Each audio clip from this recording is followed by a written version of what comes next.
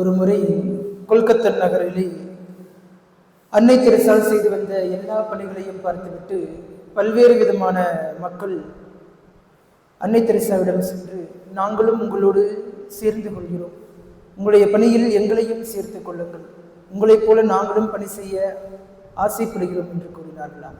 அதற்கு அன்னை தெரசா ஒரு அழகான பதிலை கொடுத்தார். நீங்கள் எங்கே இருக்கிறீர்களோ அங்கேயே இருங்கள். உங்களை சுற்றிலும் கொல்கத்தா இருக்கிறது. உங்களை சுற்றிலும் எத்தனையோ விதமான மனிதர்கள் அன்புக்காக ஏங்கிக் கொண்டிருக்கிறார்கள். யார் என் மீது அக்கறை காட்ட மாட்டார்களா என்று ஏங்கி தவித்துக் கொண்டிருக்கிறார்கள். எத்தனையோ விதமான மனிதர்கள் புறக்கணிக்கப்பட்டிருக்கிறார்கள், ஏற்றுக்கொள்ளப்படாதவர்களாக இருக்கிறார்கள், மறுக்கப்பட்டிருக்கிறார்கள். அவருடைய உரிமைகள் எல்லாம் மறுக்கப்பட்டிருக்கின்றன. எனவே நீங்கள் இருக்கிற இடத்திலேயே இருந்து உங்களுடைய கண்களை திறந்து பாருங்கள். உங்களுடைய பார்வை சரியாக இருந்தால் போதும். உங்களை சுற்றி இருக்கக்கூடிய மக்களிலே எத்தனையோ விதமான மக்கள் கொல்கத்தா மக்களாக இருக்கிறார்கள். எனவே என்னோடு தான் இணைந்து நீங்கள் பணி செய்ய வேண்டும் என்கிற அவசியம் இல்லை. உங்களுடைய குடும்பத்திலிருந்து நீங்கள் இந்த பணியை ஆரம்பியுங்கள் என்று சொன்னாராம். இயேசுவில் பிரியமான சகோதர சகோதரிகளே, இன்றைய நாளுடைய நற்செய்தி வாசகத்திலே ஆண்டவராக இயேசு கிறிஸ்து தனது பணியை தனது சீரர்களுக்கு பகிர்ந்து கொடுக்கிறார். சீரர்களை முதன்முறையாக நற்செய்தி பணிக்காக அனுப்புகின்றார். ஆனால் அவர் அனுப்பும் பொழுது ஒரு சில அறிவுரைகளையும் அவர்களுக்கு கொடுக்கின்றார். நீங்கள் பணி செய்வதற்கு செல்லும் பொழுது பணப்பையோ, வேறு பையோ, கைத்தடியோ, கால்களுக்கு செருப்போ எதையுமே எடுத்து செல்ல வேண்டாம். காரணம் என்ன? ஒருவேளை நீங்கள் இந்த பணி செய்வதற்கு நீங்கள் கொண்டிருக்கக்கூடிய பணமோ பொருள்களோ கூட ஒரு தடையாக இருக்கலாம். ஒருவேளை இந்த பணமும் பொருளும் கடவுளுடைய பராமரிப்பை அனுபவிப்பதற்கு ஒரு தடையாக இருக்கலாம். ஏனென்றால் உங்களை அனுப்புபவர் கடவுள்.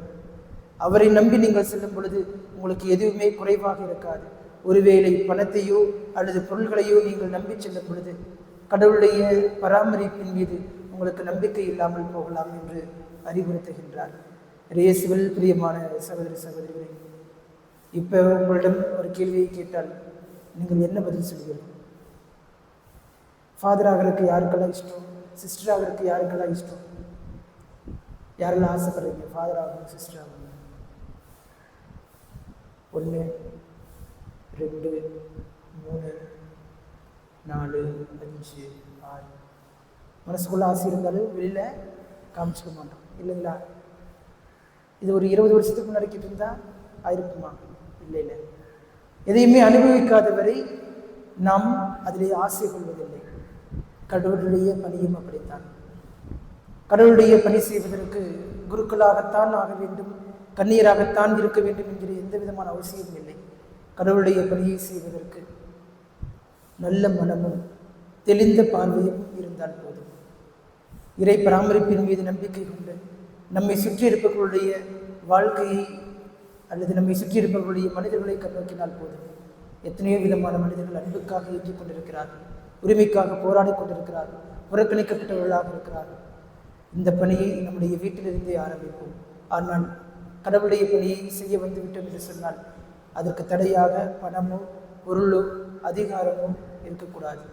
மாறாக அது எல்லாம் ஒரு உபகரணமாக இருந்து கடவுளுடைய பணியை இன்னும் அதிகமாக செய்வதற்கு நமக்கு வழிகாட்டியாக இருக்க வேண்டும். எனவே நாம் எதை பற்றி படித்துக் கொண்டிருக்கிறோம்? பணத்தையா, பதவியையா, பொருள்களையா, அல்லது கடவுளுடைய பராமரிப்பை நம்பிக்கை கொண்டு அன்னை தெரசாவை போல வாழ முயற்சி செய்கிறோமா? இறைவனுடைய பணியை நம்முடைய முதன்மையாக கொண்டு இறையாட்சி பணியை நம்முடைய குடும்பங்களிலிருந்து ஆரம்பிப்போம். எத்தனையோ விதமான மனிதர்கள் நம்முடைய குடும்பத்திலே அன்புக்காக, அரவணைப்புக்காக, அக்கறைக்காக இயங்கிக் கொண்டிருக்கிறார். முதலில் அவர்களுக்கு அந்த பணியை செய்வோம். பிறகு வீட்டை விட்டு வெளியே வந்து மற்ற மனிதர்களுக்கு அந்த பணியை செய்வோம். கடவுள் உங்களையும் என்னையும் நிறைவாக ஆசீர்வதிப்பாராக. ஆமென்.